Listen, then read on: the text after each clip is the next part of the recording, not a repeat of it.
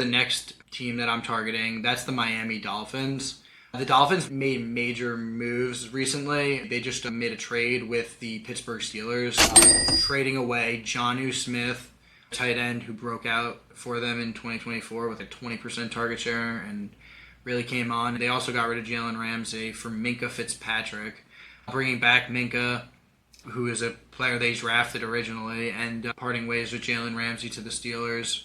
Jalen Ramsey is still a really great player, and we all know the name. He'll be exciting for the Steelers to add, but I actually really do getting Minkah in this trade. The Dolphins' defense is questionable regardless, though. Their secondary is a little bit shaky. It's Minkah and not much else.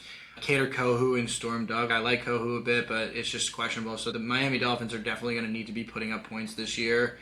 And with the vacated targets of Jonnu, I really like that for the pass catchers. Who did they replace Jonnu with? They actually made a deal with my New York Giants, trading for music superstar Darren Waller, coming out of retirement, getting out of the stew, back on the field. He said there was two people he would listen to a call if they wanted him to play, and Frank Smith from the Dolphins was one of the people that he would listen to, and now he's back in the league, guys. Yeah, they still have Tyreek Hill getting healthy after his wrist surgery, and they've been hyping up Jalen Waddle this offseason. With that being said, let's get into the fantasy angle. I do my own projections, like I mentioned in episode 1, and a guy I was already high on before the Jonnu trade. Now with Jonnu gone, his floor is even safer, and his reception floor is even higher. And that's De'Von Achane, their running back. He was a running back out of Texas A&M who I was really high on. He's actually projected as my RB3 in my own projections. And he's just got such a safe receiving floor, and this offense can easily rely on him for those dump-offs again. In addition to that, there's Tyreek Hill that I bumped up in my projections, and same with Jalen Waddle after this trade happened.